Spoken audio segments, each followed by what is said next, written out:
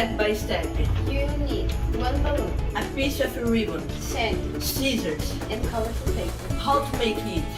First, put sand in the balloon.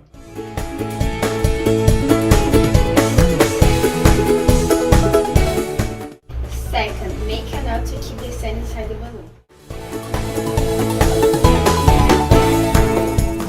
Third, choose 4 colors of colorful paper.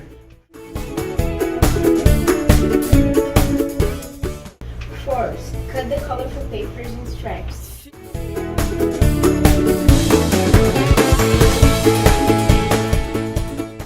Fifth, attach the colorful paper to the ribbon.